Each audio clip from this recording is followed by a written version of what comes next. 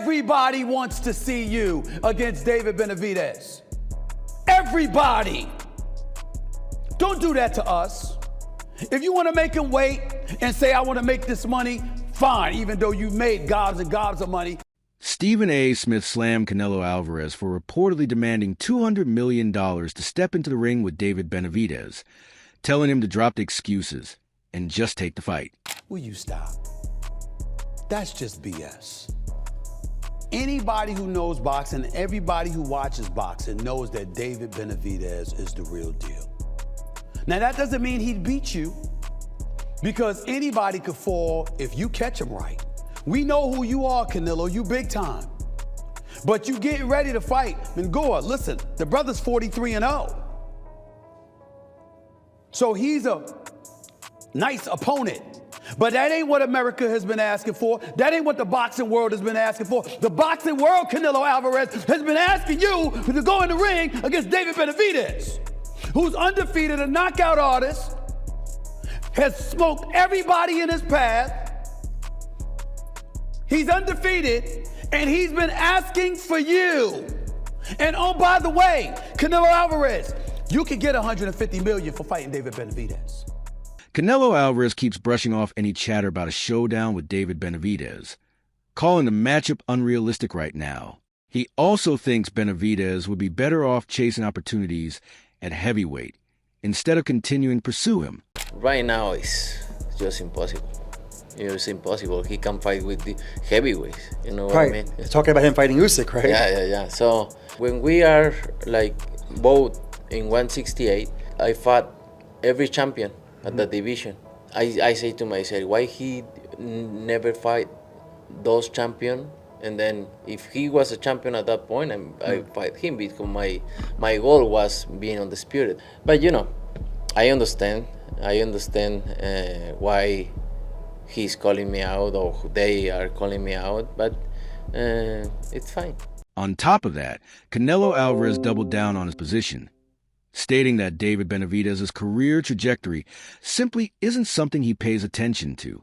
He went on to say the constant chatter surrounding the fight has grown tiresome, making clear he has no plans to engage with it any further. Surprised after all these years he's still calling you names and looking to get that fight, even with him boxing as high as cruiserweight?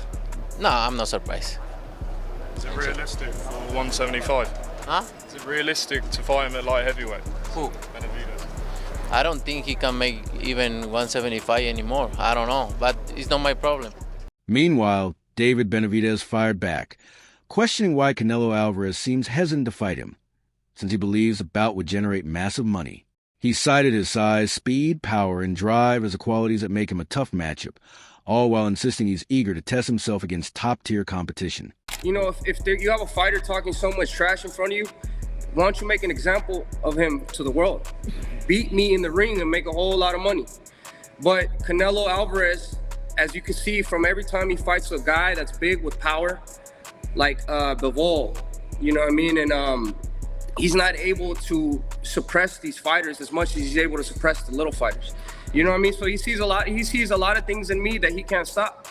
You know, not only does he see speed, does he see power, but he sees a lot of heart in me. You know what I mean? At the end of the day, I'm going in there and I want to prove myself to the world that I'm the greatest fighter. And it doesn't matter, it doesn't scare me to get in there with another great fighter, because I know that elevates me and who I am as a competitor.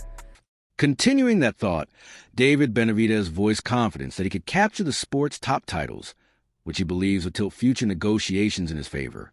He argued that if legacy and championships truly matter most, becoming a unified champion would leave little justification for avoiding the biggest fights. After I beat Bivol, I'm gonna have all belts. So after that happens, now I'm the one who has the power. Now I'm the one. Canelo said he doesn't fight, he fights for greatness, he fights for titles. Well, let me go pick up all the titles and let's come back into the table and talk. Tim Bradley also weighed in on Canelo Alvarez's handling of the David Benavidez situation, questioning whether he genuinely plans to face him. He thinks the moment is right, pointing out that Benavidez has climbed up in weight and suggested Canelo should bring him down to 168 to finally get the matchup settled. All right, Canelo, like, stop, you know? Come on, bro. You ain't had the balls to get in there and fight no damn Benavidez. And I know, come on, Canelo fans, come on, Canelo fans. Bring it, for real. No, you didn't have the balls to get in there and fight Benavidez, you know, but you're going to go to his fight, right? Come on, stop. And get in the ring with Benavidez. It's the perfect time now. He's already blown up to 200 and something pounds now. Now you bring him back down, bring his ass back down to 168, Canelo, and say you want to fight him. Bradley further criticized Canelo Alvarez for not taking the fight with David Benavidez sooner, suggesting pride may have played a role in the delay. He compared to other instances in boxing where top fighters sidestep risk, arguing that rivalry and legacy often determine the timing of major fights. Benavidez said nobody cares about that fight, that Canelo should be fighting him. Is he right about that? Yeah, hell yeah. Canelo should have been done fought Benavidez. He should have been fought Benavidez, man. I don't understand. I really don't well, I do understand it. Canelo can't swallow that pride, man, and he can't. So some guys out there, and it kind of reminds me of Tank, right? They won't be able to deal with themselves if they lose to this certain guy, right? And it always has to be with the same damn race. It's like, come on, like, don't you want to pass the torch? Max Kellerman, meanwhile, argued that Canelo doesn't run from opponents, but instead picks his spots carefully. According to him, a fight with David Benavidez would only materialize once Canelo felt completely prepared, even with his reputation on the line. I want to ask you about Canelo, because this is my feeling has always been about him. He doesn't duck and he will fight you eventually. But I always thought, even though you're Mexican-American, I always thought that he doesn't want to give up that crown until he's ready to go, and then he'll see what you got. So I've always believed he will fight you eventually, but not until he's ready to kind of pass the torch if you can beat him. Kellerman also suggested that Canelo's strongest opportunity against David Benavidez may have already passed back earlier in Benavidez's career. He pointed out that Benavidez has since become sharper and more disciplined, adding that Canelo historically has more trouble with elusive, mobile opponents than with fighters who prefer to trade. I think Canelo's best chance to get you was when you were on your way up. And to be honest, David, I didn't think you took it as seriously then as you do now. The way Floyd caught Canelo on Canelo's way up, now it's more of a problem. One of the things, guys, real quick, no one's ever beaten Canelo with Benavidez type style. The guys who beat Canelo move, right? Who has ever brought it to Canelo, because he's such a great counterpuncher also, and beaten him that way? Elsewhere, David Benavidez signaled interest in taking on Dimitri Bivol, making it known he's chasing a marquee matchup at the sport's highest level. The call-out has only intensified speculation about a potential clash between two of the division's top names. Max Kellerman believes Canelo's best chance against David Benavidez would have been earlier in Benavidez's career. He noted Benavidez is now more disciplined and dangerous, and that Canelo tends to struggle more with mobile fighters than with those who stand and trade. Dimitri Bivol responded to the call-out with a level head, acknowledging the ambition driving Benavidez's challenge. He noted that the best fighters are always chasing the toughest tests, and that this competitive drive is exactly what produces boxing's biggest fights. Bivol is really he's the only fight I really want, like that I truly want, because he has all the belts. You know what I mean? After I beat Bivol, I'm gonna have, right now I have 8 titles. You know, 3 of them are interim, 3 of them world championships at super middleweight, light heavyweight. Now I got 2 of them at cruiserweight. I really want those belts. You know, I want those accolades. So that's the only thing I want right now. You know, I'm not... Bivol also had praise for David Benavidez, describing him as a talented contender with serious confidence and relentless hunger. He added that Benavidez's pursuit of elite competition reflects a fighter determined to reach the top and challenge himself against the best. And I want his belt, and I want to defend my belt, and I want to be active. David Benavidez returned the compliment, calling Dimitri Bivol one of today's most technically gifted fighters, pointing to his sharp skills, footwork, and punching power. He said those traits push him to train even harder, noting he's been campaigning for the fight for some time and feels fully prepared for it. One of your rivals, let's say, Arthur Beterbiev is fighting in January. Provided both of you get through that, do you think the undisputed fight will finally happen? Yeah, now it's very close. It's very close, and in 2024 it could happen, of course. Would that happen in Saudi? We are talking about in Saudi. If Saudi very interested to make this fight happen. Benavidez also made clear he's not committed to staying in one weight class, saying he'd gladly move between divisions if it means landing major fights. His priority, he stressed, is facing elite opposition and cementing his legacy through the toughest tests available. So with Dimitri Bivol, he's a great fighter. He's probably one of the best fighters out there today, just because he's so technical. He has good speed. He has good power.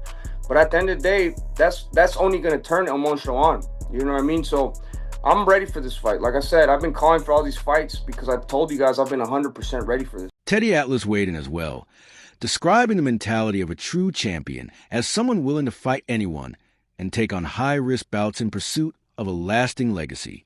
That said, he leaned toward David Benavidez, pointing to his hand speed, explosiveness, and ability to unload quick combinations as the deciding factors.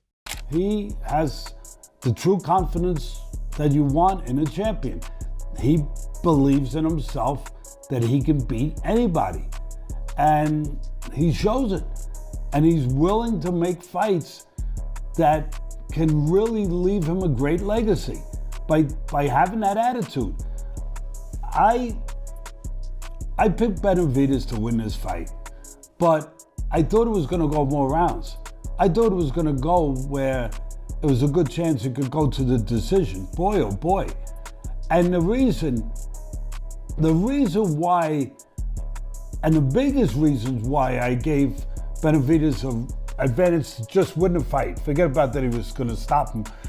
But his hands are faster, he's more explosive, and he's got that ability to fight and burst. Sean Porter echoed Atlas's sentiment, acknowledging Benavidez's power and explosiveness, noting his aggressive approach could easily overwhelm many opponents. Still, he pointed out that Dimitri Bivol presents an entirely different test, relying on timing, structure, and elite ring intelligence to dictate the action. Benavidez, as we already know, the younger, very energetic, strong, big, the list kind of goes on. I feel like, that's a fight that Benavidez should win. Sergio Mora pointed out that both fighters know each other from sparring, so neither would be in for any surprises. He added that a victory over Dimitri Bivol in Las Vegas could push David Benavidez into true stardom. According to Mora, Bivol leans on movement, while Benavidez brings more speed, jab work, and power, making him the favorite. They've sparred before, so they know what to expect.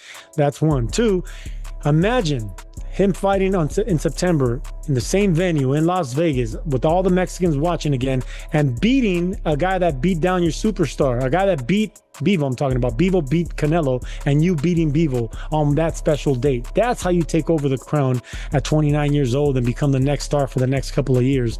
Bivol's the way because he's not a big puncher. He's footwork, and you need to know how to close down that distance and footwork. Benavidez has that. Speed beats the timing of Bivol with that jab. The speed's going to intercept that. And then ultimately the power. The power's going to be on Benavidez's side. Bivol's never been a puncher. He's strong, but he's not a puncher. So everything's for Benavidez. I would see him being the major favorite here.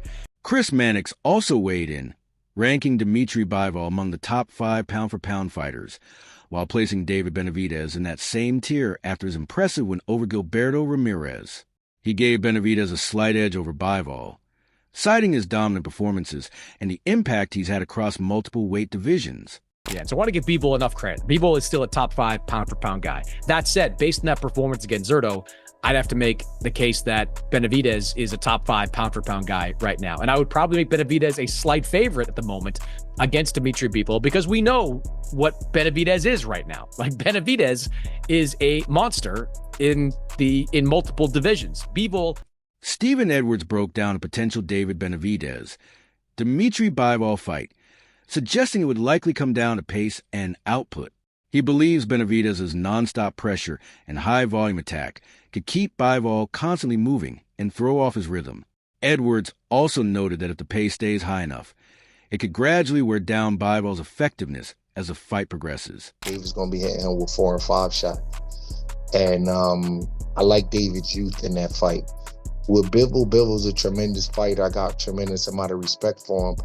but it seems like that the way he moves and he doesn't fight on the inside, Benavidez can kind of force him to overmove and move more than what he would like to move and force him to kind of run out of gas. For as good as Bivol's conditioning is, he does take off rounds because he fights in the constant bounce all night. And I think that Beterbiev's pressure and Benavidez pressure is different.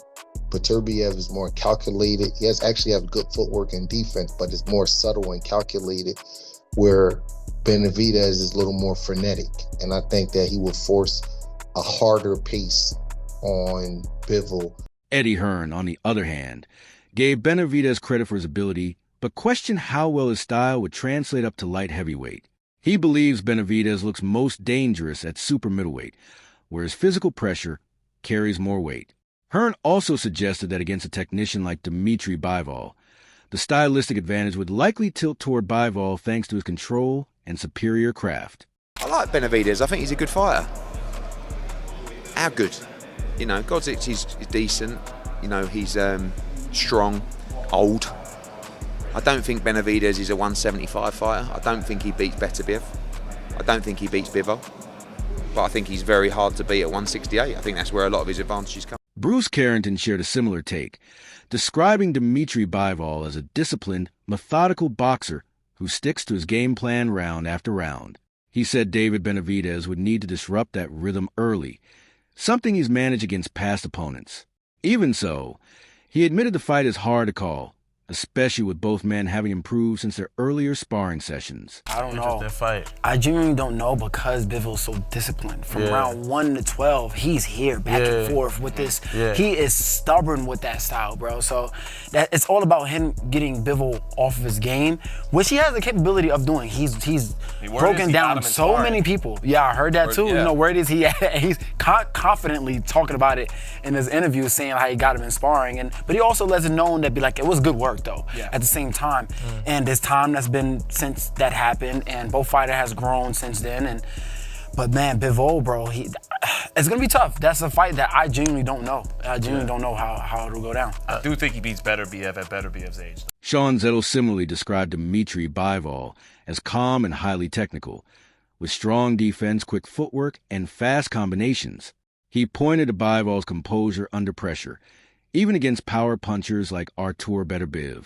Zettel added that given his timing and ring IQ, many still see Bivol as a safer bet in a potential matchup against David Benavidez. So back to, look, can't count Bivol out though, man. It's a totally different style than Ramirez, and Benavidez is gonna probably lose a little something getting back down to light heavyweight. And the footwork alone of Bivol and all that, and excellent hand speed himself, and in the light heavyweight division, underrated strength. I mean, you've been around Bivol. This shock absorber is a motherfucker. That's why he was able to hold up to the heavy artillery of Beterbiev without wilting in 24 rounds. He could take a shot. He is super smart. Quick hands, quick feet, the beautiful Eastern European feints. It's still a great fight. And a lot of people that know boxing will still pick Dimitri Bivol because styles do make fights. If you enjoyed this breakdown, be sure to subscribe for more boxing content. Drop a like and share your take in the comments below. We'll keep bringing you the latest news, debates, and matchups as the story develops.